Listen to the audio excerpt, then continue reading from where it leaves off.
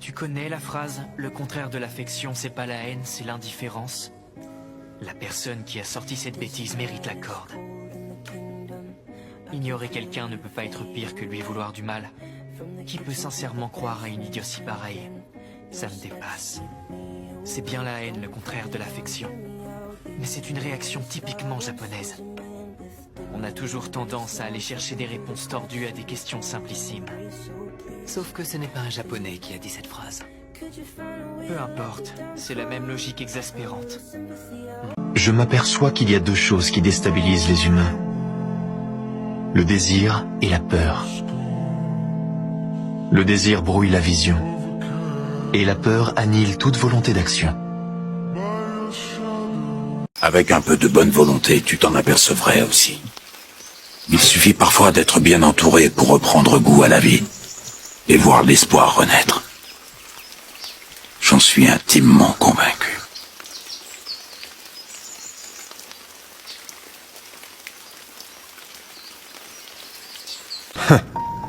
Voilà pourquoi je n'aime pas les humains. Ah ça, pour tenir de beaux discours, il y a du monde, mais pour les appliquer, plus personne. Vous n'abordez les soucis d'écologie que lorsque ça sert vos propres intérêts.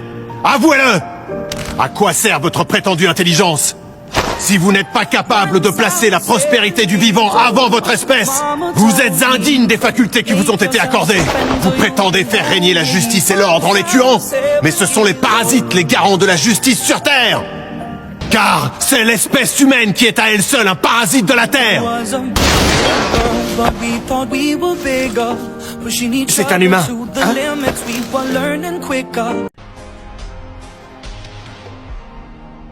Personne ne sait quand la mort viendra nous cueillir.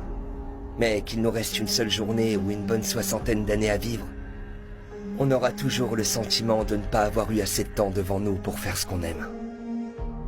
On ne peut pas comprendre quelqu'un qui souffre avant d'avoir fait soi-même l'expérience de la souffrance. Mais ce n'est pas parce qu'on arrive à se comprendre qu'on s'entend mieux, malheureusement. C'est la triste réalité. Franchement, quel intérêt y a-t-il à être parfait? Aucun. J'ai eu beau chercher, ça n'a pas le moindre intérêt. Je déteste la perfection, elle me répugne au plus haut point. Là où il y a perfection, il n'y a plus rien.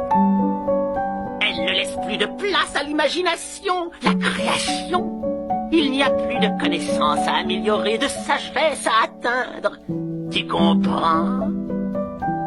Pour nous autres, les scientifiques, la perfection est, comment dirais-je, désespérante.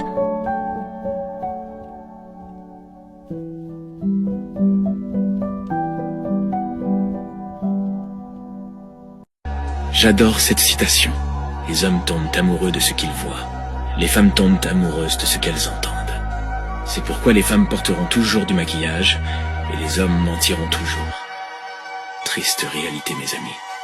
En vrai, je me suis jamais vraiment senti triste d'être tout seul.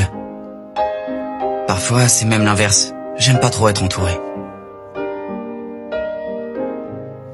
D'ailleurs, comment les gens font pour gérer ce sentiment?